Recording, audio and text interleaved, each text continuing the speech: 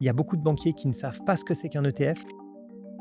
Moi, je pense qu'il y a un énorme problème. La banque me conseille quelque chose et si je gagne, la banque devrait gagner et si je perds, elle devrait perdre. Aujourd'hui, il n'y a aucun produit qui marche comme ça. J'ai assez vite appris dans la vie que c'était mieux d'être discipliné que motivé. Si on sait que par exemple on va acheter une résidence principale dans 3 ans, avoir son apport en bourse, c'est sûrement une erreur. Un crack, ça se prépare avant. Il faut un portefeuille qui soit prêt. Ça veut dire diversifié et ça veut dire aussi. Bienvenue Xavier, ravi de t'avoir aujourd'hui sur cette chaîne. Salut Mathieu, ça me fait très plaisir que tu m'invites. On a rarement eu l'occasion de discuter, donc ça me fait très plaisir d'être avec toi. Première fois qu'on fait une vidéo ensemble Mhm. finalement, même si on s'est déjà rencontrés à des événements. J'aimerais d'abord qu'on parle de qu'est-ce que c'est vraiment être investisseur en bourse? Parce que quand on débute notamment, même quand on investit, on entend un peu tout et son contraire sur, les marchés financiers. On peut entendre, des stratégies de trading, presque au jour le jour, du day trading, du swing trading. On peut entendre des gens qui vont, parler plutôt de long terme, d'autres court terme, stratégie ETF, stratégie, stock picking, donc sélection d'actions. J'aimerais commencer donc avec cette question. Qu'est-ce que c'est pour toi d'être un vrai investisseur en bourse? Parfois, on peut penser que c'est le produit qui classifie investissement et trading. Typiquement, ETF va être classé facilement du côté investissement. Les options ou d'autres produits, ou peut-être les cryptos vont être classés un peu plus en trading. Mais au final, pour moi, c'est vraiment l'horizon d'investissement qui fait la différence entre les 2. Pour moi, à partir du moment où quand on rentre dans un actif, on a pour but, on peut changer d'avis, mais on a pour but de rester, allez, quelques années ou au un minimum une année, pour moi, on est clairement dans de l'investissement. À partir du moment où on a pour but de rester, allez, quelques jours, quelques semaines, voire même quelques mois, pour moi, on est tout de suite dans le trading. Donc on peut faire du trading sur ETF, si on achète un ETF pour le revendre, dans même un ETF monde, hein, si c'est pour le revendre dans 2 jours ou dans un mois et on peut utiliser, par exemple, les options, pas du tout recommandé, heu globalement, surtout pour les débutants, mais on peut utiliser des options dans une stratégie d'investissement, évidemment aussi les cryptos, et cetera. Donc pour moi, c'est vraiment ça la distinction, c'est l'horizon, d'investissement. Et justement, alors quelqu'un qui débute, tu l'orienterais d'abord vers l'investissement long terme, vers quel genre de stratégie? Alors, moi, j'ai envie de te dire quelqu'un qui débute ou qui ne débute pas, Ouais. ou quelqu'un qui est très avancé, et cetera. Moi, j'ai une vision très dure, sur le trading.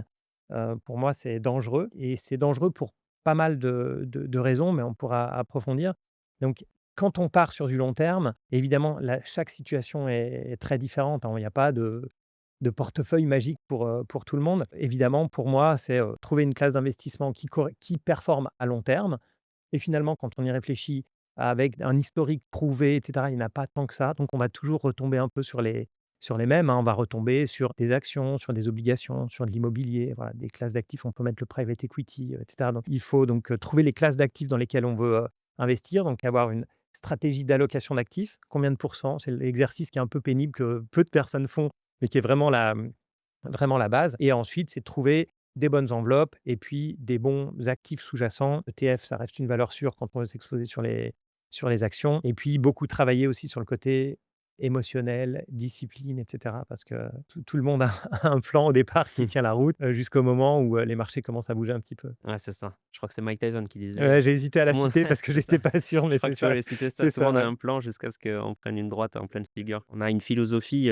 qui se rejoint vraiment, surtout sur le fait de déconseiller vraiment le trading, surtout aux particuliers. On a des points peut-être un peu plus de discorde, on va en parler d'ailleurs un peu sur les ETF, le stock picking, peut-être pas, on verra. Moi, je vois beaucoup de gens aujourd'hui qui, quand ils investissent en bourse, vont acheter du LVMH parce que c'est un peu l'action, populaire, connue, du Air Liquide, du Total, peut-être du Apple, du Amazon, parce que tout le monde en parle. Va, finalement, au bout de 2 ans, peut-être changer de stratégie, réallouer sur autre chose, sur du Nvidia qui est plus à la mode. Va peut-être aussi, quand il va y avoir une forte baisse, paniquer, vendre, repasser en cash. Est-ce que pour toi, cette personne-là, elle investit ou bien elle est, plutôt en train de trader finalement? Parce que quand on investit sur 2 ans dans des actions, c'est quand même pas du long terme. Est-ce que selon toi, c'est vraiment ça investir ou il manque le process, il manque la stratégie derrière, il manque les convictions? Et ce qui est sûr, c'est que la personne croit investir, ça c'est certain. Après, le fait de changer de plan, c'est vrai qu'on peut se retrouver à faire du trading sans le vouloir, ou en tout cas d'avoir une gestion beaucoup trop active. Et le problème de ça, c'est que la bourse, c'est un monde incroyable pour faire l'inverse de ce qu'on devrait faire. Nos émotions, mais même moi, je suis choqué après très longtemps sur les marchés financiers, à quel point la bourse nous fait faire exactement ce qu'il ne faut pas. Mais exactement. Et c'est pas un exemple. Les biais cognitifs sont connus, mais la bourse nous fait faire tout ce qu'il ne faut pas faire. Donc, en général, nos émotions vont nous faire rentrer au mauvais moment, vont nous faire sortir au mauvais moment. On peut avoir une marge d'erreur, par exemple, sur le niveau d'entrée si on reste suffisamment longtemps. Mais plus on a un trading court terme, plus finalement, il faut que le timing soit bon. Et moi, je suis nul en timing, comme beaucoup de gens. Market timing, timing sur les actions, etc. Je suis très mauvais. Donc, je me restreins, même encore maintenant, de trop toucher à mon portefeuille. Après, c'est vrai que 2 ans, c'est un peu. J'ai du mal à dire que c'est du trading, si tu veux. Mais ce qui est sûr, c'est que ça peut casser l'investissement. Ça peut casser tous les gains, en fait, qui sont faits à long terme. Parce que la décision de vendre au bout de 2 ans une action, il est très probable qu'elle soit mauvaise et qu'elle ne soit pas prise pour de bonnes raisons. Moi, je suis vraiment de l'école, gestion passive et on fait le moins d'actions possible pour éviter toute friction fiscale, toute friction au niveau des frais et laisser les intérêts composés faire son œuvre le plus longtemps possible. Je suis aussi plutôt évidemment ETF qui va réajuster à l'intérieur. Évidemment que quand on fait du stock picking, quand on sélectionne ses actions, il va falloir réajuster au bout d'un moment son portefeuille aussi. Mais on sait que, c'est la fameuse étude Trading is Hazardous, plus on fait d'actions, plus on fait de mouvements dans son portefeuille et moins bonnes seront nos performances. Tu disais justement que tu te restreins. Ça veut dire quoi? Tu te mets des règles un petit peu, à ne même si émotionnellement ou même rationnellement, tu as envie de vendre telle action ou acheter telle action, tu te l'interdis? Oui, complètement. Parmi les biais qui sont le plus puissants chez moi, en tout cas, il y a le fait bon, on peut mettre il y a plein de noms de biais, aversion à la perte, l'effet de dotation et cetera, mais très concrètement, c'est envie de renforcer les actions qui ont baissé, qui paraissent pas chères et cetera et surtout, la pire pour moi, mais pour beaucoup de gens, de prendre mes profits trop tôt. Ça, je l'ai compris très vite et certaines fois, on me dit: «Mais quelle est ta plus grosse erreur en bourse?» et cetera et j'explique que j'ai investi dans Apple il y a très longtemps, au milieu des années 2000. J'ai fait 20 de profit, j'ai revendu, j'étais très content de moi. Surtout qu'à l'époque, c'était pas des marchés haussiers comme en ce moment, hein. C'était une décennie où les marchés bougeaient pas, forcément dans le bon sens et on me dit: «Oui, mais c'est pas possible que ce soit ça ta pire erreur, parce que, finalement, tu as bien perdu de l'argent». Oui, bien sûr, j'ai perdu 50 60 sur des valeurs mais ça m'a coûté beaucoup moins cher que de vendre Apple à 20 de hausse et pire que ça, ne jamais oser y revenir parce que quand elle a pris 40-50 et tout ce qui a suivi après, je l'ai trouvé trop cher et ça m'a coûté beaucoup, beaucoup plus d'argent de couper trop tôt mes gagnants plutôt que de ne pas prendre mes pertes et ça m'est arrivé parfois de ne pas prendre mes pertes, mais finalement ça m'a coûté, allez, 50 d'une position. Alors que, par exemple, une de mes positions les plus gagnantes en ce moment, c'est dans les semi-conducteurs, c'est, KLS, c'est un équipementier, conducteur. J'ai fait 500 de performance en 3 ans et j'ai eu envie de prendre mon profit sur cette valeur-là énormément de fois et c'est l'avantage des ETF, c'est que les ETF vont laisser Nvidia, pour prendre la plus grosse position de la plupart des ETF aujourd'hui, laisser courir Nvidia et pas prendre son profit dessus. Là où, en stock picking, bah, je suis obligé d'être passif et c'est pour ça qu'on peut avoir une gestion quasi passive en étant en stock picking et on peut avoir une gestion active en étant en ETF, en essayant de se Tout dire: à «Bah fait. là, Trump a annoncé les droits de douane et cetera, Mmh. je vais prendre mon profit ou renforcer». Donc moi, je me vois comme ayant une gestion, plutôt passive. C'est pour ça d'ailleurs que le père fondateur des ETF, Jack Bogle, le père fondateur des fonds indiciels, justement, était contre les ETF parce qu'il voulait pas que ce soit coté en bourse, parce que pour lui, c'était une hérésie de pouvoir acheter et vendre en quelques secondes et il préférait les fonds indiciels où tu achètes et puis, ça met 3 jours à vendre ou à acheter. Ce dont tu parles, c'est le manque à gagner. Tu as vendu Apple trop tôt et donc en fait, tu aurais pu passer enfin, tu passé à côté de, X euros, Mmh. de manque à gagner et c'est vrai que souvent on se projette pas à tout ça. On se dit que les pertes, c'est juste ce qu'on a perdu concrètement et on oublie aussi ce à quoi on est passé à côté finalement. On a laissé de l'argent sur la table. C'est aussi pour ça, je pense que, bah, beaucoup de gens encore n'investissent pas en bourse en France ou n'investissent pas tout court. Ils voient pas cette perte abstraite qui est le manque à gagner de ne pas investir. Donc c'est vrai que c'est très intéressant. Est-ce que du coup aujourd'hui tu fais encore des erreurs ou tu arrives à être, le plus, rationnel possible? Je fais des erreurs évidemment, mais je pense que je suis discipliné. Déjà, je suis relativement discipliné à la base dans ma personnalité. Donc, j'ai fait des sports où il fallait aller courir à 7 heures du matin. Ça me dérange pas et j'ai assez vite appris dans la vie que c'était mieux d'être discipliné que motivé. Si on essaye de se motiver pour quelque chose, il y a un jour sur 2, on ne sera pas motivé ou, alors que discipliné, ben, on se force. Pour moi, c'est vraiment ça. Donc je suis très discipliné. J'ai fait tellement d'erreurs.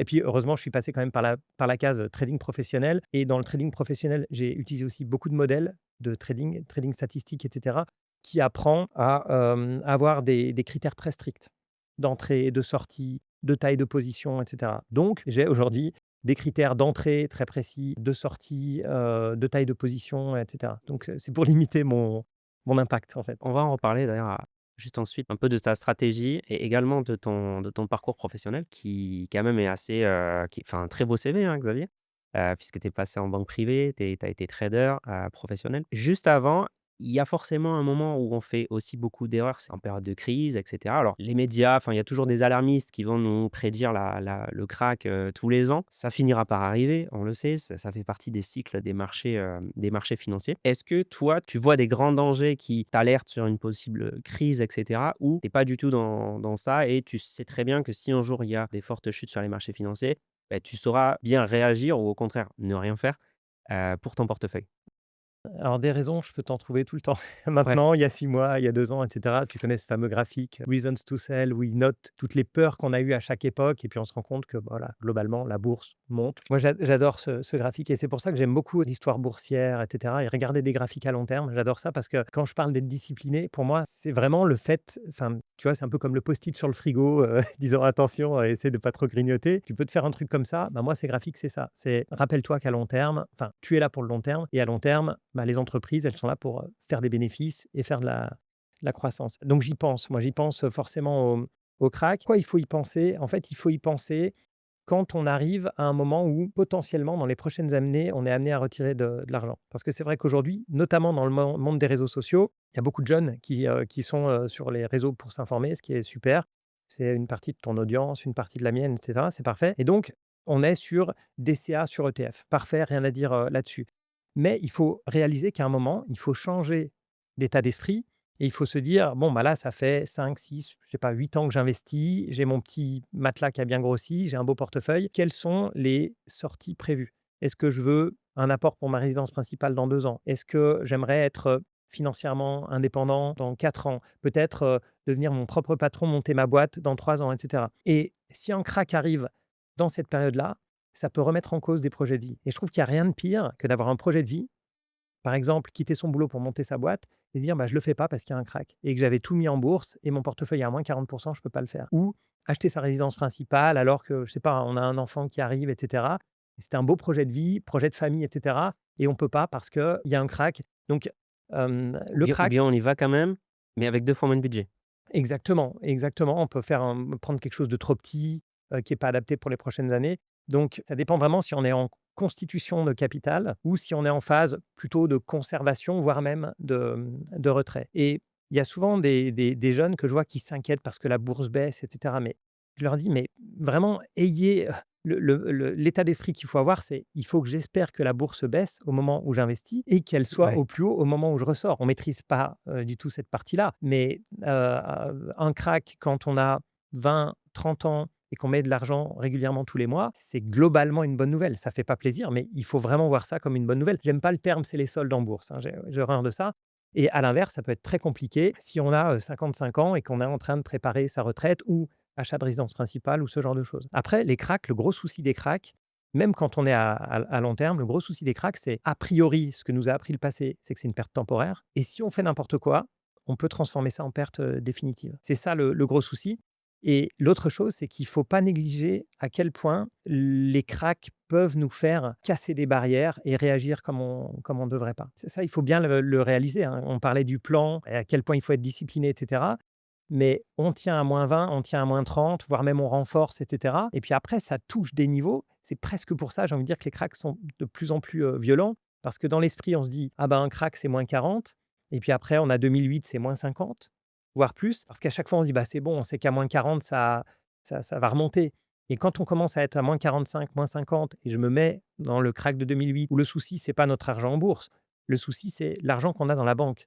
C'est est-ce que ma banque va faire faillite? Donc on parle même pas du courtier, c'est est-ce que ma banque va faire faillite? Est-ce que ma banque va pas me retirer le cash que j'ai en portefeuille? Donc même si je retire l'argent de la bourse, je sais même pas à quel point il va être, sécurisé. Et dernier point sur les cracks, c'est qu'un crack, ça se prépare avant. Il faut un portefeuille qui soit prêt. Donc un portefeuille qui soit prêt, ça veut dire diversifié et ça veut dire aussi passer par des phases où on est frustré. On est frustré parce qu'on n'a pas assez d'IA, on n'a pas assez de tech, pas assez de semi-conducteurs, peu importe, tout ce qui explose au moment où on en parle et c'est ça qui fait qu'on cas de crise, ah bah, on est content d'avoir aussi des actions défensives, de ne pas avoir pris un ETF Nasdaq, mais d'avoir un ETF monde, et cetera. Donc ça se prépare avant. Comme tu le dis très bien, hein, c'est-à-dire qu'en phase de capitalisation, on devrait être, content alors, juste du fait qu'on achète des actions moins chères. Évidemment, s'il y a une crise, financière majeure, on n'a pas à être content. Mais en tout cas, bon, pour le portefeuille, on devrait voir ça plutôt comme une bonne nouvelle, effectivement. Et par contre, en phase de consommation du portefeuille, là, clairement, tu disais de prévoir, et d'avoir un portefeuille, préparé en amont. Si on sait que, par exemple, on va acheter une résidence principale dans 3 ans, avoir son apport de résidence principale en bourse, c'est sûrement une erreur parce que, on le sait, l'horizon de temps, c'est 10 ans et là, il y a un vrai arbitrage d'aller chercher d'autres classes d'actifs. Tu parlais d'autres classes d'actifs au début et ça, c'est très important. Alors en 2008, tu parlais de 2008, une des plus grosses crises, de l'histoire. Tu parlais du fait donc que à ce moment-là, tu travailles à Londres, c'est ça? Mmh. En tant C'est que ça, ouais. en tant que trader. Comment tu l'as vécu à l'intérieur? C'était quoi l'ambiance? Est-ce que tu te souviens? Comment ça se passait vraiment et comment tu l'as vécu finalement, à ce moment-là? Ce qui est drôle avec le recul, c'est qu'aujourd'hui, on demande à beaucoup de gens, beaucoup, beaucoup de gens, qu'est-ce qui s'est passé? Ils auront une explication qui est assez juste. Subprime, crise immobilière, et cetera, le crédit qui est devenu un peu fou, problème de liquidité, bref. Mais l'année 2008, personne ne parlait de subprime. On voyait des problèmes de liquidité, des fonds qui étaient stoppés, on ne pouvait plus en sortir. Et en fait, il y a tout un effet de domino. Et c'est pour ça que ça peut paraître anecdotique, les crédits un peu pourris hypothécaires américains, les fameux subprimes, etc. Mais ce qu'il y a, c'est que quand des gens ont besoin d'argent et qu'ils n'arrivent plus à retirer ces actifs-là, bah, ils vendent les actifs liquides. Donc même à la fin, le crack, c'est vraiment un enchaînement de dominos avec les dominos de plus en plus grands. Et à la fin, ce qui est touché, ça n'a rien à voir avec le problème de départ. Donc déjà, avec le recul, ce qui me choque, c'est à quel point j'étais largué sur la cause, en fait. Aujourd'hui, on sait les agences de notation qui notaient triple A des produits qui, en fait, n'étaient pas si sûrs que ça. Et tout ça, on l'a décortiqué les années suivantes. Mais sur le coup, je pense vraiment que quasi personne ne comprenait pourquoi Lehman Brothers, Morgan Stanley, etc. avaient tour à tour des problèmes de liquidité. Et ce que je retiens de cette partie-là, dans la salle de marché, c'était que très régulièrement, on venait nous voir pour dire arrêtez de traiter avec Morgan Stanley, arrêtez de traiter avec Lehman Brothers. Les noms changeaient hein, toutes les semaines parce que ce courtier-là est en faillite. Donc il ne faut pas faire de deal avec eux, il ne faut pas faire de trade. Mais après, sur les raisons, c'est ça qui est marrant, sur les raisons, c'est arrivé bien après. Tu parlais, des biais, cognitifs qu'on a et c'est un des biais d'ailleurs, biais rétrospectif Mmh. de, se dire: «Ah non mais je savais en fait». Alors que enfin on explique a posteriori, mais au moment de la crise en fait, on était largué comme tu dis et c'est très honnête de ta part de dire que tu étais largué à ce moment-là et tu luttes contre tes biais. C'est Oui, j'essaye. il faut être comme ça, quand on est investisseur en bourse. Bon, on connaît tous Michael Burry qui, avait prédit cette crise et qui prédit d'ailleurs des crises maintenant chaque année, donc qui a un taux finalement de succès assez faible, mais rares sont les gens qui avaient anticipé, 2008 clairement. Il y a, un secteur qui est sur toutes les lèvres aujourd'hui évidemment, enfin c'est même plus qu'un secteur, c'est l'intelligence artificielle. Comment toi tu vois l'IA aujourd'hui? Est-ce que c'est un domaine, qui est en train de changer ton portefeuille ou pas du tout? Parce que finalement l'IA s'intègre un peu dans toutes les entreprises. Est-ce que selon toi, c'est peut-être la prochaine crise à venir ou c'est au contraire une opportunité? Est-ce que je l'intègre dans mon portefeuille? Oui. Déjà, si je prends beaucoup, beaucoup, beaucoup de recul, juste sur l'économie en général, je pense que l'intelligence artificielle va amener beaucoup de valeur en tant qu'actionnaire, beaucoup de valeur pour les entreprises. Donc c'est vrai que c'est une raison de plus, toi et moi on n'en avait pas besoin, mais c'est une raison de plus pour investir en bourse. Dans le sens où l'IA, assez froidement, et c'est dur pour beaucoup de gens, hein, l'IA, fragilise la position des salariés et renforce la position des entreprises et encore plus des actionnaires. Parce qu'on va pouvoir faire plus de choses, plus rentables, avec moins de salariés. Quand quelqu'un dépend beaucoup de son salaire, c'est pas d'avoir 2 000 € en bourse qui va changer sa vie, mais malgré tout, ça permet un petit peu de profiter du risque qu'on est en train potentiellement de vivre avec son boulot de tous les jours. Donc moi, je vois ça comme une chose positive pour toutes les boîtes. Ça inclut du L'Oréal, et cetera, même des boîtes qui ne sont pas a priori, touchées Même par l'IA. oui, peut-être pas les SaaS, enfin les sociétés qui vont être directement impactées et Alors, les SaaS, les logiciels, c'est intéressant parce qu'aujourd'hui, c'est un des secteurs qui souffre le plus en bourse parce qu'on a le sentiment qu'ils peuvent être remplacés du jour au lendemain, tout simplement parce que coder coûte beaucoup moins cher. Après, moi, je trouve, tu parlais d'opportunités. Pour moi, il y a des opportunités, mais aussi beaucoup de risques dans le secteur des logiciels. Parce que c'est pas parce que je prends une boîte que j'aime bien, c'est pas du tout un conseil d'investissement, mais Booking, par exemple, booking.com, ça souffre aujourd'hui de la concurrence de l'IA, parce qu'on s'imagine que demain, on va réserver nos vacances avec ChatGPT, Claude ou Gemini.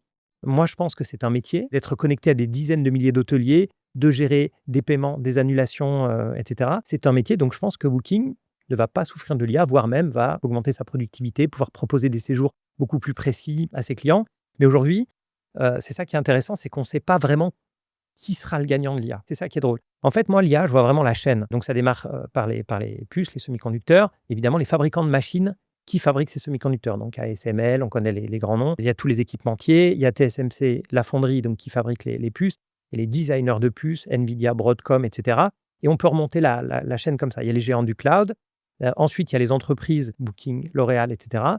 Gagnant, perdant, on ne sait pas. Et puis les clients finaux. Dans toute cette chaîne-là, il y a beaucoup d'incertitudes aujourd'hui sur qui va gagner. Mais il y a une seule chose dont on est sûr, ce sont les CAPEX, donc les investissements des GAFAM, des géants du cloud.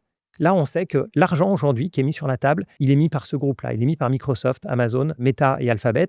Donc ça, on sait qu'il y a à peu près 700, 800 milliards cette année qui vont être dépensés. Donc c'est pour ça que tout le monde regarde les semi-conducteurs. Nvidia, même si c'est un petit peu moins la fête au début de l'année 2020, enfin, sur la première moitié ou un peu plus de l'année 2026, mais tous les fabricants de machines, les équipementiers, la mémoire. Donc aujourd'hui, le marché va là où les profits ont l'air le plus certains. À long terme, ce n'est pas forcément les vendeurs de puces qui vont gagner, mais c'est là où il y a le plus de certitude. Booking.com, on ne sait pas. Alphabet, Meta, etc., on ne sait pas. Donc aujourd'hui, il y a beaucoup de méfiance là-dessus. En revanche, TSMC, ASML, tous les équipementiers, là, on sait. Donc c'est ça qui est intéressant. Il y a évidemment du risque parce qu'il y a des valorisations qui se sont envolées, notamment sur les designers ou équipementiers. Il y a forcément des opportunités parce qu'il y a des boîtes qui ont, et notamment parmi les GAFAM, notamment des Microsoft, etc., qui sont beaucoup moins valorisées qu'avant. Il y a beaucoup d'incertitudes pour ceux qui font du stock picking ou voilà, mais ceux qui sont exposés via les ETF, bah, ils sont portés par cette vague sur les semis. Tu parlais d'un sujet aussi, très intéressant, c'est la, la menace qui pèse en fait finalement sur, quand même les salariés à cause de l'IA. On a fait une vidéo récemment sur la chaîne S'investir sur, Larry Fink, donc le PDG de BlackRock, qui expliquait que pour que tout le monde soit gagnant dans cette histoire, il faut que tout le monde soit actionnaire. Je caricature un peu, hein, mais parce que finalement, la valeur va être prise aux salariés et c'est l'IA qui va générer, cette valeur aujourd'hui et donc elle va récompenser les actionnaires derrière et de moins en moins les salariés. C'est un autre sujet, hein, finalement, mais moi, je vois quand même des gros problèmes au niveau du marché de l'emploi. À voir ce qui va se passer, hein, mais quand je vois CMA-CGM, par exemple, une des plus grosses, sociétés françaises, qui a intégré l'IA et qui a, je crois, plus de 300 000 employés, à quel point, cette intégration de l'IA, ne va pas remplacer quand même, un certain nombre de personnes à l'intérieur. J'écoutais aussi Arthur Munch, le PDG de Mistral AI, donc en France, qui expliquait que finalement, selon lui, toute boîte va avoir dans les prochains mois au moins 10% du coût de sa masse salariale, 10% en IA, parce qu'elle va pouvoir accélérer les choses et peu à peu aussi remplacer certains métiers finalement. Tant qu'on le peut, et pour les gens qui le peuvent, moi, ma recommandation aujourd'hui, c'est évidemment essayer d'être résilient quand on son emploi, donc c'est-à-dire essayer d'avoir des compétences qui vont vous servir et plutôt de maîtriser l'IA que d'y faire face parce que bon, c'est plutôt voué à l'échec sur ça. Mais aussi quand on peut investir et devenir soi-même actionnaire parce que c'est là aussi où la valeur va très probablement être le plus redistribuée. Je suis 100% d'accord avec cette vision-là. Après, dans certaines boîtes, il ne faut pas négliger l'inertie. Dans les Oui, très grosses entreprises, c'est-à-dire qu'il y a utiliser l'IA, oui, et encore, où sont stockées les données, quel modèle on utilise, parce qu'aujourd'hui, à part Mistral, comme tu l'as dit, on n'a pas beaucoup de modèles européens. Donc, ça veut dire, si tu es une banque, un assureur, peu importe, ça veut dire des données qui passent quelque part par la Chine ou par les États-Unis. Donc, il y a quand même des problématiques là-dedans, mais je suis d'accord avec toi. On vit déjà dans un monde qui a vu les inégalités s'accroître et l'IA va encore accélérer ça. Et je trouve qu'on le sent dans le travail qu'on génère. Les gens qui savent bien utiliser l'IA, aujourd'hui, aider de l'IA, on fait 3 fois ce qu'on faisait il y a 3 ans. En tout cas, moi, c'est le sentiment que j'ai dans mes recherches, dans tout, et cetera. On est multiplié, en fait. On n'a plus besoin de recruter. On arrive à avoir des assistants virtuels. Et à l'inverse, les gens qui ont des tâches qui sont facilement disruptables par l'IA, c'est compliqué. Alors, parfois, c'est 10% de la tâche. Des fois, c'est 20, 30. Ça, c'est super. Ça fait gagner du temps pour d'autres tâches. Mais quand c'est 80% ou 100%, et puis il y a la robotique aussi, hein, c'est un autre sujet, mais la robotique qui est quand même en train d'exploser en ce moment. Donc, oui, il faut bien choisir son diplôme pour les jeunes diplômés, c'est un cauchemar aujourd'hui, hein. Ouais, les jeunes, là, c'est une hécatombe, hein. Ouais, ouais. Moi, je sais pas quel choix je ferais. Enfin, si je sais quel choix je ferais, je choisirais de me spécialiser. Je ne sais pas dans quoi, mais j'essaierais de devenir un expert dans un domaine. Pour moi, il faut s'adapter. On est dans le Ouais, monde, il faut ouais. s'adapter à tout, au réchauffement, climatique, à ça, donc on a le temps. Je pense on a le temps. On a quelques années pour essayer de pivoter le plus vite possible. Et encore, enfin, sur ceux qui se spécialisent, l'IA devient aussi, parfois extrêmement, forte, voire meilleure que les humains. Prends un exemple, c'est sur, les mathématiques.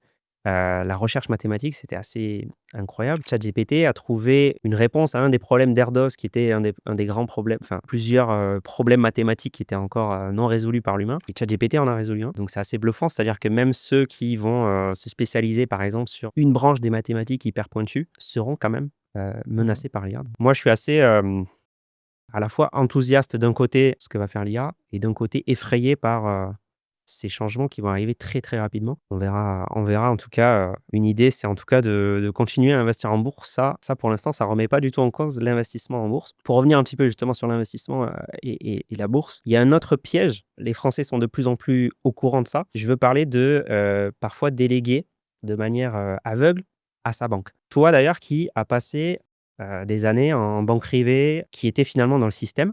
Qu'est-ce que tu penses honnêtement des services rendus par les banques aujourd'hui et même par les banques privées pour ceux qui ont plus de patrimoine? Moi, je pense qu'il y a un énorme problème qui est senti, comme tu le dis, c'est connu, et cetera, mais c'est vraiment le problème d'avoir un alignement des intérêts. C'est vraiment les incentives, comme disent les anglo-saxons, c'est quand tu fais ton travail, par quoi tu es incité, et non, l'alignement des intérêts en investissement, qu'est-ce que ça devrait être? Ça devrait être: la banque me conseille quelque chose qui va potentiellement gagner, potentiellement perdre, et si je gagne, la banque devrait gagner. Si je gagne beaucoup, la banque devrait gagner beaucoup. Si je gagne pas, elle devrait pas gagner, et si je perds, elle devrait perdre. Aujourd'hui, il y a aucun produit qui marche comme ça. Aucun produit où la banque perd, déjà, tout simplement. Il y a un petit souci là-dedans. Si je prends moi dans mes investissements, quand est-ce que j'ai un alignement des intérêts? Par exemple, une de mes positions, c'est Berkshire Hathaway, la holding de Warren Buffett. Warren Buffett a toute sa fortune dedans. Moi, si à un moment, mais c'est vrai aussi, j'ai des positions en Meta, c'est vrai aussi pour Mark Zuckerberg, etc. J'ai un alignement d'intérêts avec eux. Ils gagnent, je gagne. Ils perdent, je perds. Voilà, on parlait d'LVMH tout à l'heure, même chose avec Bernard Arnault, etc. Après, donc, dans les banques, il y a ce problème-là. Ce problème d'incentive, en fait, c'est vraiment énorme parce que là, je fais la distinction entre, disons, enveloppe et produit. Sur les enveloppes, assurance vie, PER, compte titre, PEA, et cetera, il y en a qui rapportent beaucoup plus que d'autres, et c'est un peu comme à une époque, on disait, si tu vas dans un magasin d'électroménager, le vendeur va pousser le produit sur lequel il a le plus de marge, et malheureusement, c'est ce que font les banques. On va très peu te conseiller un PEA, et d'ailleurs, si on te le conseille, il va coûter beaucoup plus cher que la plupart des courtiers en ligne aujourd'hui. On va plutôt te pousser de l'assurance vie, qui va être le produit par défaut, même si la personne a 28 ans. Et même chose sur les produits, il y a des produits à gros frais, SCPI, produits structurés, private equity, etc., et des produits à beaucoup moins de frais, les ETF évidemment, etc. Donc déjà, à la base, il y a un problème. Après, on peut parler banque privée ou pas, est-ce qu'il y a une Ouais. différence, mais en tout cas, c'est sûr, pour moi, le nœud du problème, c'est vraiment qu'on n'a pas un alignement avec notre banquier. Est-ce que pour les clients du coup plus fortunés, c'est la même chose? Alors oui, c'est la même chose sur la partie investissement. Après, pour moi, une banque, elle rend des services que je peux pas faire, moi-même, parfois, et les services que je peux faire moi-même. Donc c'est les services que je peux faire moi-même. Typiquement, j'ouvre un compte chez un néo-courtier et j'achète des ETF avec. Ça, je peux le faire moi-même et ça va me coûter beaucoup moins cher. Après, une banque, qu'est-ce qu'elle fait? Elle garde mon argent en sécurité. Elle peut me donner un crédit. J'ai mes livrets pour mon épargne de précaution. Ça fait partie de ce que la banque peut proposer que je ne peux pas faire moi-même. Dans les banques privées, ils vont faire par exemple du crédit lombard, donc du crédit adossé aux actifs. Ça, a priori, il n'y a que les banques qui peuvent le faire. Tout crédit de toute façon en général. Voilà, exactement. Et tout crédit lombard en particulier, je dis ça parce que les banques privées en général, c'est là où elles sont fortes. Et puis proposer des produits qui sont vraiment très spécifiques, du type des club deals. Donc, je ne sais pas, j'ai souvenir, il y avait un immeuble à Londres, à Mayfair, donc quand même un quartier, top quartier de Londres. C'est proposé aux clients de la banque et les clients vont, enfin, il y a une levée de fonds, les clients vont acheter en groupe cet immeuble-là. C'est arrivé même sur des centres commerciaux, etc. Et même chose en private equity. Ça donne accès à des fonds de private equity qui vont être parmi les meilleurs. Parce que le problème du private equity, c'est pas comme en bourse, c'est que l'accès aux meilleures entreprises est limité. Donc, les créateurs, ils vont d'abord chez les meilleurs fonds et à la fin, les miettes, donc les dossiers les moins intéressants, vont en général vers ce qui est vendu. C'est pas toujours vrai, mais les dossiers vendus aux particuliers ne sont pas forcément les meilleurs. Donc, il y a quand même des produits en banque privée qui sont spécifiques. Tu parles du private equity. Ce qui est vrai pour les banques aussi, c'est vrai pour les nouvelles sociétés qui se montent de club deal ou d'autres clubs d'investissement en private equity qui, parfois, ont des frais plus élevés que dans des banques. Donc évidemment qu'il faut être critique sur tout ce qu'on nous propose, même quand c'est pas, chez une banque. Il y a beaucoup de choses que, comme tu dis, on peut faire, soi-même et on peut, vraiment améliorer. Donc typiquement, j'ouvre un PEA, je vais pas l'ouvrir dans une banque traditionnelle qui va me facturer énormément de frais, mais je vais regarder sur internet peut-être les meilleurs comparatifs. Je vais, sélectionner, le meilleur courtier qui me va bien et qui a des frais hyper faibles et ça, clairement, c'est aussi grâce à l'éducation financière en France, grâce à des gens, comme toi, justement, qui font de la pédagogie financière, comme on essaie de faire aussi chez S'investir. Qu'est-ce que tu penses de l'éducation financière aujourd'hui en France, sur les réseaux et le niveau, d'éducation financière des Français? Alors moi, je trouve que sur les réseaux, ça a explosé. Le niveau a explosé. Moi, j'ai démarré il y a très longtemps, enfin très longtemps, maintenant ça me paraît, mais je crois que mes premières vidéos, elles datent de 2019. À l'époque, sur la finance, c'était trading, c'était analyse technique, on trace des droites, et cetera, Fibonacci. Fibonacci, exactement. Plus c'est visuellement impressionnant, mieux c'était. Et ça, on n'en a pas parlé dans la partie trading investissement, mais il y a un point, moi, qui me fascine, parce que je l'ai vécu aussi. Moi, j'ai été attiré par le trading au départ. Trading particulier, hein, par les graphiques tracés, support résistance. J'avais 20 ans, je le faisais, hein, donc je comprends ce qu'il y a d'attirant. C'est un des dangers, c'est que la bourse, si tu veux explorer, c'est quand même complexe. Mais l'analyse technique et ceux qui donnent des conseils dans ce sens-là, avec je trace si ça, les moyennes mobiles, etc. Le gros problème de ça, c'est que tu démarres par une vidéo, tu te dis je connais rien à la bourse, ça a l'air super compliqué, et tu suis une formation qui te parle d'analyse technique ou autre, et tu as l'impression d'avoir craqué le code. Mmh. Tu vois ce que je veux dire? C'est Mmh. waouh, c'était hyper complexe. Tu parles de Fibonacci, tu vois, tu as des courbes dans tous les sens, etc. Tu te dis, mais c'est magique en fait. Pour moi, c'est vraiment l'effet Dunning-Kruger qu'on a vécu pendant le Covid, ou etc., où tu apprends 10%, mais en fait, c'est 2% même de la bourse, et tout d'un coup, tu as un accès de surconfiance, tu es à un pic où tu te dis, j'ai tout compris. Et ça, c'est vraiment un gros danger, mais j'ai l'impression que cette partie-là, elle est en train d'être un peu mise de côté avec des éducateurs qui sont de plus en plus sages, avec des discours un peu moins sympas, enfin un peu moins sexy, on va dire, mais avec des vérités de bons investisseurs qui font gagner des années d'investissement. Je te rejoins, en fait, on a commencé à peu près au même moment. Moi, c'était aussi fin 2019 et je te rejoins complètement. Et même j'irais un peu au-delà, alors je vais un peu caricaturer, mais vraiment en 2019-2020, c'était quand même très, devenir riche, Ouais, c'est vrai. Oui, rapidement. oui, c'était les photos C devant les jets, et cetera. Ouais, Exactement. ouais. C'était beaucoup de gens, je caricature un peu, mais à Dubaï, Ouais, les ouais, ouais. piscines et comment, comme tu dis, craquer et vraiment te faire un «salaire» entre guillemets en X mois. Donc ça a vraiment bien changé et pour le mieux. Je ne sais pas si les régulations, ce que font, l'ARPP,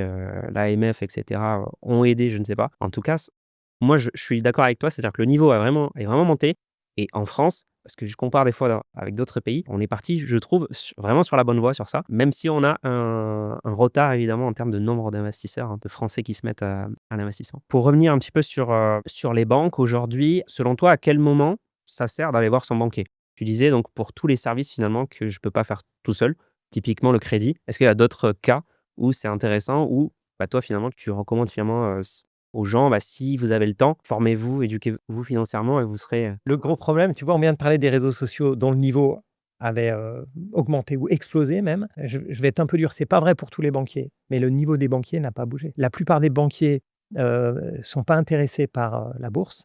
Ça ne les intéresse pas. Il y a beaucoup de banquiers qui ne savent pas ce que c'est qu'un ETF, mais quand je dis beaucoup, dans les agences bancaires, c'est beaucoup. Bien sûr, il y a j'ai envie de dire jeunes, c'est pas que les jeunes, plein de jeunes banquiers passionnés, etc. Et j'ai des messages, certaines fois de jeunes qui sont passionnés de bourse, donc ils se dirigent naturellement vers la banque et ils sont conseillers clientèle. Et j'en ai eu un, malheureusement pas qu'un, qui me dit: «Mais je suis très déçu, en fait, on me dit qu'il faut que je place, des PEL, des ci, des ça, et puis je suis un commercial». Et ça, c'est vrai que c'est un gros problème, c'est le côté conseiller financier chez un banquier, hein, conseiller financier qui, au final, est un vendeur de produits financiers. Évidemment que l'AMF ne va jamais demander à changer le nom, mais il faudrait presque les obliger. Déjà, beaucoup ne vendent que des produits maison, donc c'est un souci. Évidemment, ils vont t'ouvrir l'assurance vie maison, ils vont ensuite, dans cette assurance vie, te vendre des fonds maison, quasiment jamais te proposer d'ETF. Donc déjà, là, il y a un souci. Mais pour moi, avant ça, c'est même la connaissance. La plupart des gens qui regardent nos vidéos connaissent beaucoup mieux la bourse, les marchés financiers, les statistiques, combien on peut gagner, perdre, et cetera, que la plupart des banquiers. ouais, c'est sûr. J'en suis convaincu aussi. Mon expérience personnelle avec, les banques, c'est exactement ce que tu décris. Juste une petite anecdote aussi, nous On a formé un jeune qui voulait juste apprendre à bien investir, mais qui, s'est orienté vers, le métier de conseiller en gestion de patrimoine. Il a commencé à travailler dans une banque et il m'a envoyé un mail, il m'a dit: «Mathieu, merci parce qu'en fait, j'ai formé mes collègues aux ETF». Ils connaissaient rien aux ETF, donc du coup, je leur ai fait un cours et c'était le petit jeune qui venait d'arriver, quoi, donc c'est assez incroyable et ce que tu dis d'ailleurs très justement sur les produits maison, il faut imaginer que quand on va dans une banque qui ne vend entre guillemets «que» ses produits maison, c'est comme si on allait dans une pharmacie avec uniquement des produits, de tel, big pharma, quoi. Si tu as, telle maladie et bien, on a que ce médicament pour vous monsieur et c'est tout, alors que c'est pas du tout le meilleur médicament du marché pour te soigner. C'est un petit peu pareil chez les banques, hein, je veux investir en bourse, ah bon, ben ou en typiquement ce qu'on voit beaucoup, c'est en SCPI. En Mmh. SCPI, ah bon, ben j'ai la SCPI maison, de la banque, celle qui, on a vu, récemment, ont pris extrêmement cher et pour, certaines, plus de, moins 30. C'était énorme. C'était une hécatombe pour beaucoup de clients. «Bah, désolé monsieur, on a que ça». Mmh mh. Enfin, c'est même pas «désolé, on a que ça», c'est: «Voici ce qui est proposé». On n'explique pas forcément que, il y en a d'autres qui existent et qui sont bien meilleurs. Pendant que certaines faisaient moins 30, d'autres augmentaient le prix de leur part, donc c'est quand même assez incroyable. Je voulais maintenant qu'on parle, des ETF et du stock picking. J'ai mis sur sur ma fiche ETF versus stock picking, mais on n'est pas obligé de les opposer et je pense qu'on va se rejoindre finalement sur des points. En tout cas, c'est vrai qu'il y a un sujet sur lequel on n'a pas forcément exactement la même approche. Toi, tu vas surtout parler de sélection d'actions, tu vas t'intéresser aux boîtes, tu vas sélectionner des dossiers, et cetera et tu vas partager finalement ta passion sur ta chaîne YouTube. D'ailleurs que je recommande vivement, on mettra le lien en description. C'est Xavier Delmas, hein, Ouais, c'est c'est ça. ça le nom? Je me suis pas embêté. Tu t'es pas embêté, c'est très bien. Je recommande vivement ta chaîne, effectivement, très, très intéressante, des très bons sujets et donc toi, tu vas plus sélectionner les actions, tu vas parler de tout ça, tu vas parler de ta passion. Pour introduire peut-être aussi pour ceux qui n'ont pas tout le contexte, on est dans une situation où on sait que c'est très dur d'aller battre les marchés, d'aller battre typiquement si j'investis sur des actions du S&P 500, donc les 500 plus grosses capitalisations américaines. Si moi je le fais moi-même, ça va être très dur de faire mieux que l'ETF en face. Et bah, tout le monde, un peu dans le milieu connaît les fameuses études Spiva qui montrent chaque année que, même les fonds, professionnels ont du mal à le faire et pour donner un chiffre sur, 20 ans, il y a, moins de 10. En général, c'est moins de 5 des gérants professionnels qui arrivent à faire mieux que, un ETF. Alors pour tout un tas de raisons et notamment aussi parce qu'ils ont des frais importants. Mais si ouais, je peux parler des raisons, il y a pas que les frais. Déjà, le premier truc, c'est que la plupart ont toujours un petit peu de cash. Même pas grand-chose, même pas grand-chose. Mais sachant que la bourse monte à long terme, il suffit que ton fonds ait 5 de cash et il va sous-performer, mais de pas grand-chose. Mais surtout, ce que je trouve très intéressant, c'est qu'il y a des études qui ont montré que si on prend les premières positions des gérants de fonds, alors ils n'ont pas pris tous les gérants de fonds, ceux qui sont proches du benchmark, ils se disent, enfin de l'indice, ils se disent, ceux-là, font pas vraiment de choix. Donc, ils sont pris ceux qui ont des performances qui s'écartent et ils ont vu que les positions les plus importantes du fonds, la première, deuxième, et je crois que ça va jusqu'à 5, 6, elles surperforment le marché. Donc, ça veut dire que le problème, c'est pas que le gérant n'arrive pas à sélectionner des actions meilleures que le marché. Le problème, c'est qu'ils ont 100, 130 actions en portefeuille. Ils ne peuvent pas avoir un portefeuille qui est trop concentré, sinon le risque explose. À 5, 6 valeurs, le risque explose. Donc, il y a quand même et je dis surtout pas que c'est facile, hein, mais on peut arriver à sélectionner les bonnes valeurs, mais c'est pas pour ça qu'on a à la fin un portefeuille diversifié qui surperforme. Alors tu rajoutes les frais, vraiment, les biais. En plus, il faut avouer un truc, hein, les professionnels sont pas toujours très bons. Ouais. La plupart d'ailleurs sont mauvais, il y en a plein qui sont pas spécialement passionnés. Enfin bon, je suis un peu critique du monde de la finance et de la banque, mais moi j'ai rencontré beaucoup plus de gens qui étaient pas passionnés et qui s'intéressaient pas spécialement au marché financier, qui étaient dans la banque pour être dans la banque, parce que ça rémunère bien, je sais pas. Donc après cette étude Spiva, effectivement, elle est très bien pour éviter d'aller dans des fonds, passifs, mais le stock picking a quelques avantages, mais je te les dirai tout à l'heure. Non, non, mais avec plaisir. Enfin, j'allais justement te dire d'abord, est-ce que, selon toi, tu penses qu'un investisseur particulier, il peut faire mieux que la moyenne des professionnels? Je pense que c'est pas la bonne question. Je pense que c'est pas la bonne question. L'idée, c'est pas de faire mieux. Moi, la critique que j'ai sur les ETF, c'est super, mais les ETF, c'est quand même assez risqué. En termes de position, aujourd'hui, tu prends un ETF S&P 500, c'est 8% sur Nvidia. Je suis sûr que tu verras un portefeuille aujourd'hui, on te cache que c'est un SP500, on te le fait regarder et même toi, tu dirais: là, attention, tu es un peu exposé aux semi-conducteurs, hein. Attention, tu as beaucoup de tech, et cetera». Tu vois, si tu regardais ce portefeuille-là. Donc un portefeuille ETF Monde ou peu importe, ou S&P 500, c'est un portefeuille. Parmi des millions de possibilités, c'en est un. Et pourquoi est-ce que ce portefeuille-là, il serait adapté à Hélène, 38 ans, ressources humaines? Et en même temps, il serait adapté à Kevin, 23 ans. C'est un très bon outil. Et là où on se rejoint, c'est que si je dois conseiller, je vais conseiller à tout le monde. Je ne conseillerais jamais à personne de faire du stock picking, jamais. Moi, je dirais tout le temps, fais des ETF à long terme. Mais quand les gens viennent et me disent, je suis intéressé par du stock picking, comment faire? Alors là, on peut discuter. Mais moi, le premier, je suis un fan des ETF. Je pense que c'est la plus belle invention financière de ces 50 dernières années. On pourrait vivre avec des courtiers qui ont encore 1% de frais à l'achat, par exemple. C'est pas si grave quand on fait du long terme. Les frais ont beaucoup baissé. Les néo-courtiers, on peut acheter sur son téléphone. C'est des très belles inventions. Mais c'est pas grave. On pourrait acheter avec du papier 1% par an et avoir des ETF. Ce serait beaucoup mieux que pas avoir d'ETF et avoir les super plateformes qu'on a aujourd'hui. Donc, je suis vraiment un grand fan d'ETF. Mais l'avantage du stock picking, c'est que tu peux faire un portefeuille qui est adapté. Tu vois, on parlait tout à l'heure de j'approche de la retraite, comment faire pour baisser le risque de mon portefeuille? Alors, on pourrait nous dire, il faut augmenter la poche d'obligations, etc. Mais tu peux aussi avoir un portefeuille, je parlais de Berkshire Hathaway, des Air Liquide, etc. Une boîte qui fait des contrats sur 15 ans, des contrats indexés sur l'inflation, qui a un avantage compétitif incroyable, dans le sens où si tu as une aciérie et que Air Liquide vend le gaz à une aciérie, il y a un pipeline qui a été fait il y a 18 ans, et c'est pas parce que Linde ou Air Product, les deux gros concurrents d'Air Liquide, est peut-être un petit peu meilleur ou un peu moins cher, etc., que la Syrie, elle va prendre son gaz ailleurs. Donc tu peux avoir un portefeuille qui est mieux fait, bien diversifié, très peu de mouvements, etc., mais tu peux l'adapter. Tu veux du rendement, tu peux aller sur des actions à rendement, peut-être des assureurs, etc. Donc moi, j'aime cette partie-là.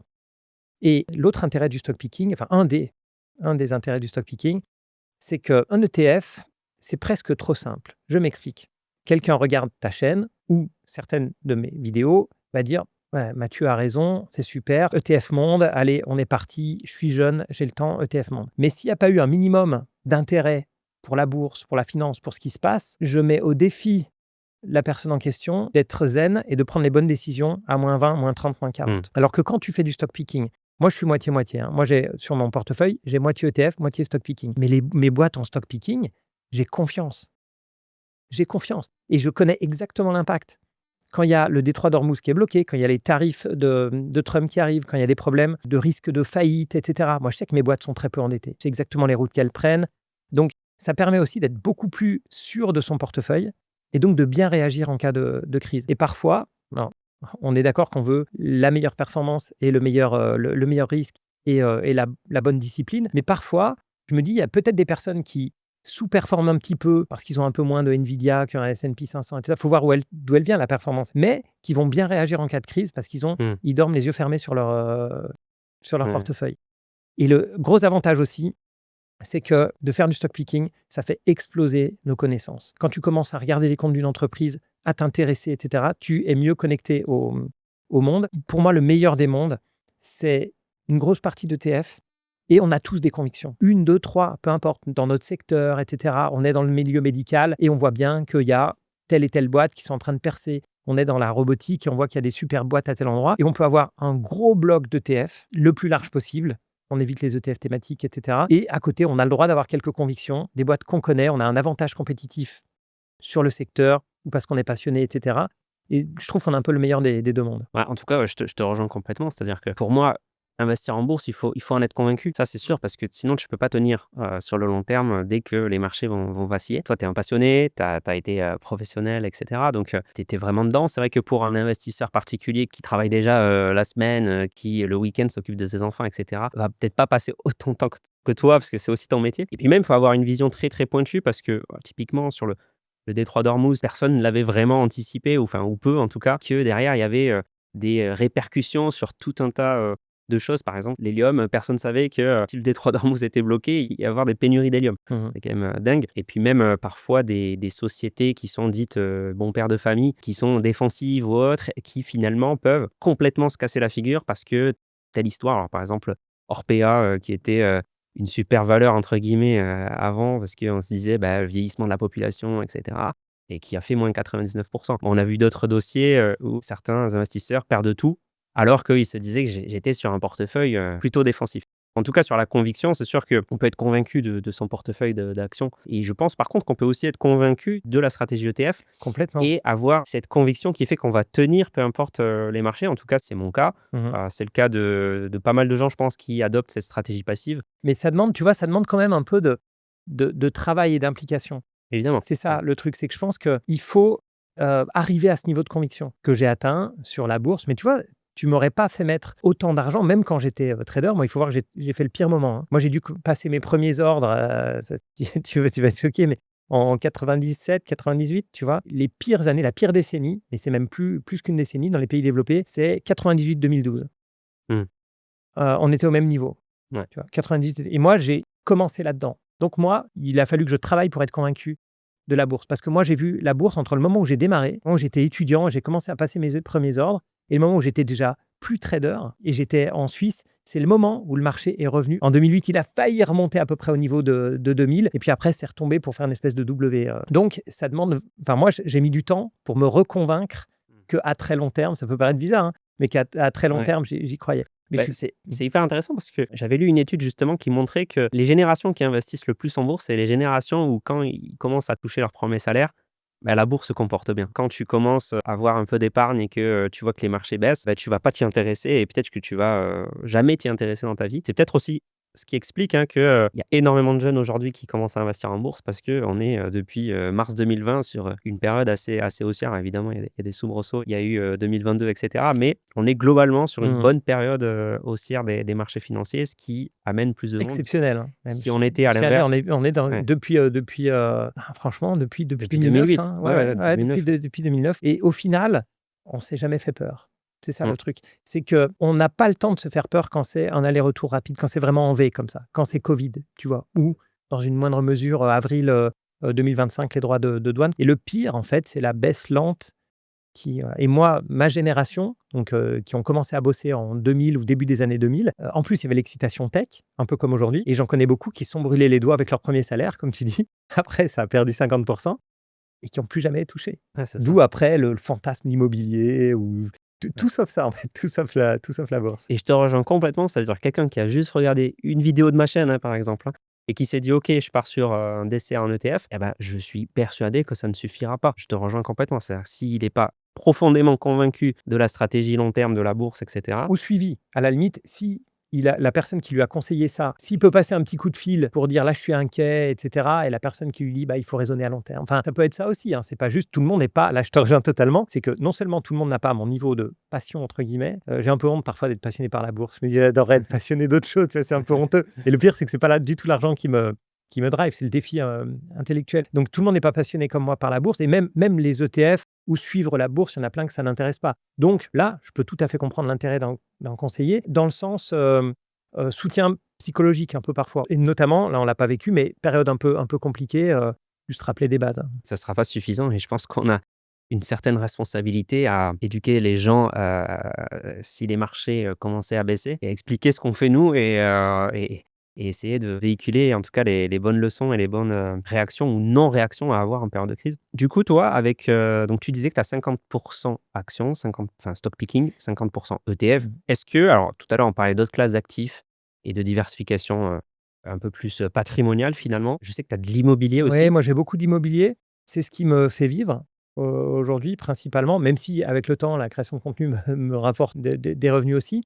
Mais à la base, en fait, quand j'ai décidé de passer de salarié finalement du secteur, financier bancaire à, indépendant financièrement, FIRE ou, et cetera, comme on dit aujourd'hui, je me suis dit: «Il me faut une base de revenus, stable et régulier», d'où l'immobilier et puis, la partie plus, beaucoup plus long terme. Passion, c'est pas le terme, mais en tout cas, ça parce que ça pourrait être plus petit, la taille finalement, à peu d'impact, je pourrais gérer un portefeuille beaucoup plus petit, ça serait pas, gênant en soi et donc oui, c'est ça l'idée. Il y a beaucoup d'IMO. Après, donc beaucoup d'IMO bourse. J'ai un peu de forêt, des GFF, des groupements forestiers, j'ai un peu de SCPI parce que je voulais tenter en fait aussi. Je voulais tenter, donc j'ai mis le doigt dedans et cetera. Il y a des trucs qui marchent bien, des trucs qui marchent moins bien. Crypto, j'ai fait des allers-retours, mais finalement je manque de conviction. Or, pareil, j'ai fait des allers-retours, notamment après l'Ukraine, quand l'inflation a commencé à ou quand je voyais vraiment venir l'inflation, mais c'est anecdotique, hein, dans mon Ouais, patrimoine, qu'on soit OK. bien d'accord, hein. C'est Mmh. plus pour m'amuser. J'ai acheté des obligations indexées, sur l'inflation et cetera. C'est plus pour un nouveau défi intellectuel de me dire: «Je vois Mmh. l'inflation pointer son nez et donc j'achète de l'or, des tips et cetera». Il s'est avéré que j'ai attendu 9 mois, il s'est rien passé. Pas beaucoup, donc j'ai revendu les 2. Résultat, l'inflation a explosé plus tard et voilà, d'où la difficulté du «trading» entre guillemets, c'est qu'il faut avoir raison, il faut avoir le bon timing. J'avais raison, j'avais tort sur le timing, donc c'est très, très difficile Même moi, je le fais pour m'amuser, c'est clair. Combien de temps tu passes en moyenne sur la gestion de ton portefeuille? Très peu, Très peu. très peu. Très peu, mais forcément, comme ça m'intéresse, je regarde la bourse un peu tous les jours. Mais après, de savoir que telle position a fait -7 un jour, plus 2 le lendemain, bon voilà, ça a assez peu d'intérêt pour moi. D'ailleurs, ça m'affecte peu. C'est vraiment un classement pour me dire: «Ah bah voilà, je vois que les semi-conducteurs souffrent, au contraire, sont un peu excités». Après, sur l'analyse, pareil, ça me prend pas tant de temps que ça parce que comme je suis très passif, il y a des boîtes que j'ai depuis très longtemps, Microsoft, tu vois? On parlait de Berkshire Hathaway. Dans le même genre que Berkshire Hathaway, j'ai l'Investor AB, une holding, suédoise, un peu comme Berkshire, mais beaucoup plus ancien. Et ces boîtes-là, je les ai en portefeuille depuis très longtemps. Donc je les connais et finalement, je suis pas tous les résultats non plus à la seconde. Même chose pour la plupart des sociétés que j'ai. Donc je préfère m'informer en lisant les actualités. S'il y a des sociétés que je suis ou que je connais ou des secteurs, je vais lire, tu vois? Sur les softwares, sur les semi-conducteurs, sur le cloud, mais même sur d'autres secteurs, sur le luxe, sur la santé et cetera. Je vais m'informer, mais la plupart des actualités, c'est du bruit, en fait. Dans ce que je fais, et je n'agis que sur 0,01% de l'information que j'ai reçue. C'est très rare que l'information soit suffisamment, importante pour que je décide de vendre. Et dans la discipline que j'ai, je surréagis pas. Donc je peux prendre beaucoup de temps. Même si les résultats sont mauvais, sur une boîte, je vais prendre du temps. Je vais réfléchir, je vais peut-être écouter la conférence call, voir le PDG ce qu'il a dit, puis je vais attendre peut-être le prochain trimestre, je vais voir si je suis à nouveau déçu de ce qu'il dit, de la stratégie de la boîte et cetera pour vendre. Donc je suis pas du tout dans l'excitation du moment. Ouais. C'est ce qu'il faut éviter de toute Ah oui, manière. oui, les rares fois où je l'ai fait, c'était pas bon.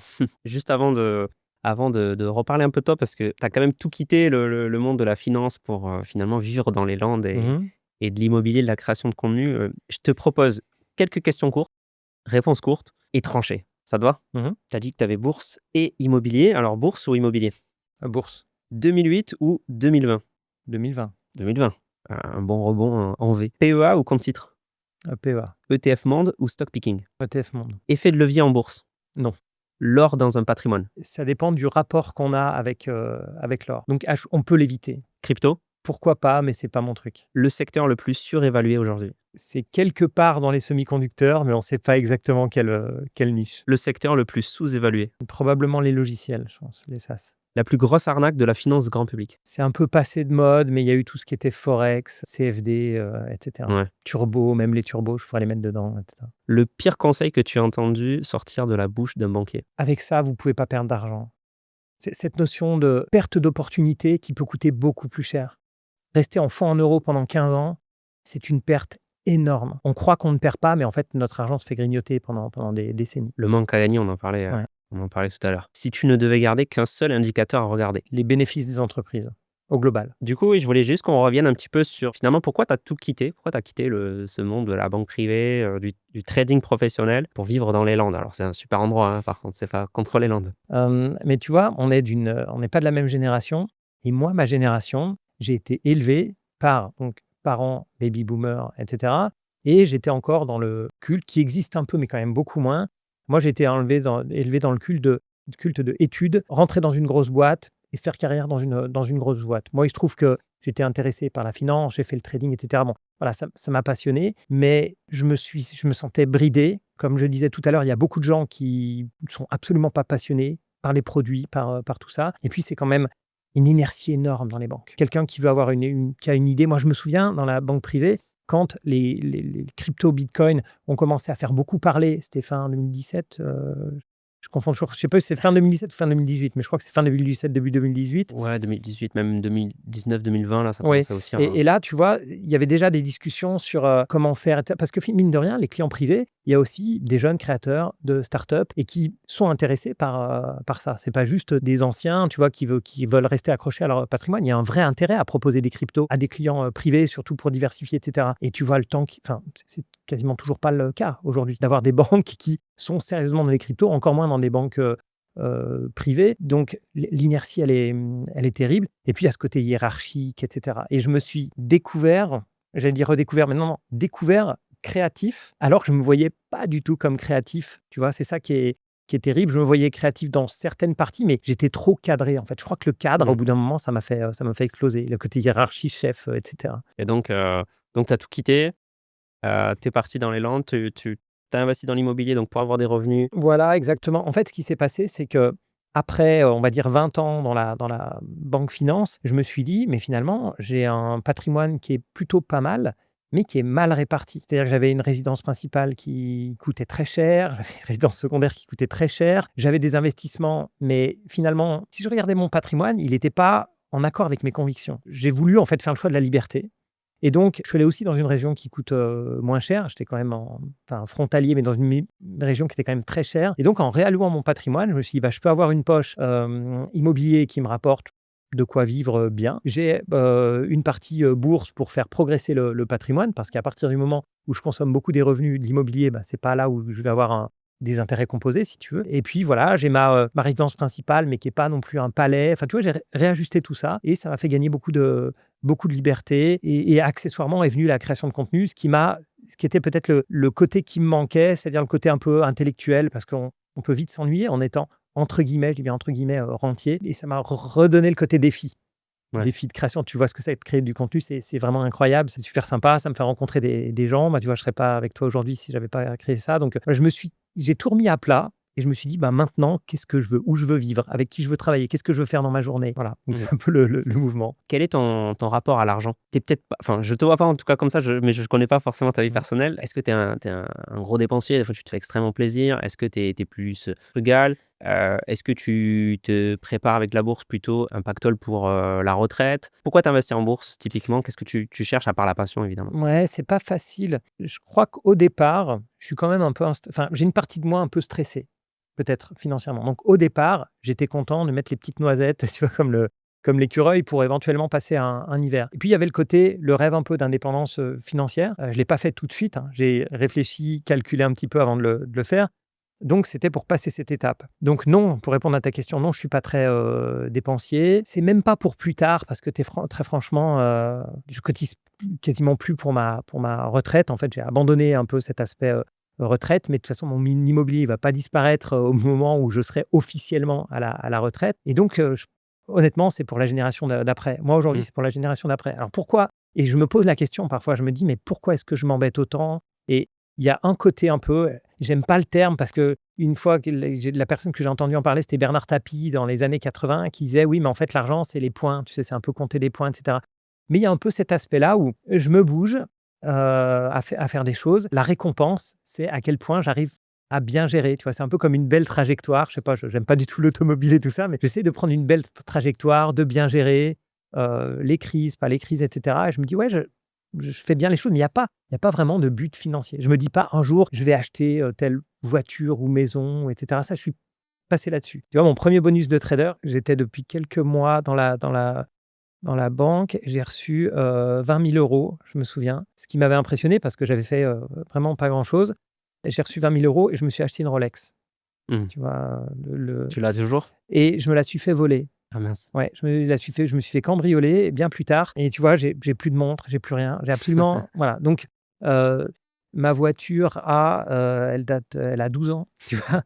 Voilà, non, je suis pas du tout Après je là-dedans. t'ai vu arriver en Ferrari moi, elle a 12 ans ta Ferrari? Ouais, Non alors je rigole. il s'avère que c'est une Mercedes, mais pas une grosse Mercedes, mais et tu vois, c'est drôle, avant ça, j'avais une voiture coréenne et cetera et je me suis fait quand j'étais en Suisse, je me suis dit quand j'ai racheté une voiture, je me suis dit: «Allez, je vais essayer d'acheter une voiture qui dure longtemps et cetera» et j'ai acheté une Mercedes. 12 ans après, je l'ai encore et je compte pas la vendre. Je vais la garder pendant voilà, même si, faut une voiture un peu plus, enfin, elle est très économe, mais on va dire plutôt, électrique, tu vois? Pour le côté, planète, et cetera. Mais, non, je suis pas du tout un consommateur. Pas du tout. Beh, on se rejoint sur beaucoup de choses, hein, finalement, Xavier. Alors, c'est la signature de ce podcast qui s'appelle «Secret d'investisseur». Xavier, si tu devais garder un seul conseil, peut-être pour ceux qui nous écoutent ou en tout cas un secret finalement, quel est ton secret d'investisseur? Je vais tricher un peu, je vais en dire 2 parce qu'en fait, j'ai envie de dire la patience. Si je devais en donner qu'un, ce serait la patience. Être patient, pas s'exciter, d'où le fait de pas faire trop de mouvements, pas regarder son portefeuille tous les jours, ça aide. Mais après, ceux qui veulent, moi, c'est plus mon cas, mais les jeunes qui veulent créer du patrimoine, c'est pour ça le vrai conseil, c'est patience, mais pour les jeunes qui veulent créer du patrimoine, moi, ce qui m'a vraiment aidé et j'aurais pas pu le faire sinon, je n'ai pas augmenté mon niveau de vie avec mon niveau de salaire. C'est ça qui fait qu'on démarre par mettre 50 € par mois de côté dans son petit DCA sur ETF, c'est super. Mais si petit à petit, quand le salaire augmente, on se garde toujours une marge de manœuvre, on se fait augmenter, on gagne 300 € de plus tous les mois, ben on ne dépense pas ces 300 € supplémentaires, mais on en dépense peut-être que 200. ou 150 et on a tous les mois 100 ou 150 de plus qui va sur le côté. On continue à vivre mieux avec le temps, mais ça fait, en tout cas pour ceux qui visent l'indépendance financière, ce genre de choses, c'est ça la clé. Sinon, ils vont se retrouver à 35-40 ans avec une super enfin, c'est beaucoup je ne devrais pas dire ça parce que c'est extrêmement difficile pour les jeunes d'acheter, mais ils vont beaucoup économiser, mais à la fin, ils vont se retrouver avec, comme je suis un peu tombé dans ce piège-là, avec, beaucoup de biens de consommation, même énormément de voyages et cetera, dans des hôtels qui coûtent très, très cher et peut-être qu'en baissant un tout petit peu, avec le même plaisir, la même expérience, mais en baissant un tout petit peu les dépenses, ils arrivent à se créer quelque chose à côté qui est beaucoup plus gros. Merci beaucoup Xavier. Où est-ce qu'on peut te retrouver? Alors sur ta chaîne YouTube, peut-être tu as d'autres réseaux? Non, c'est surtout, principalement chaîne YouTube et aussi en podcast et puis avec mes associés, on a une newsletter, Bourse Eco avec un K, voilà. C'est gratuit 2 fois par semaine pour ceux qui aiment soit le stock picking, mais surtout qui aiment les entreprises, comprendre l'économie et cetera. On peut être en ETF et aimer suivre, ce monde-là. Super, on mettra des liens en description. Merci beaucoup Xavier. Merci Mathieu.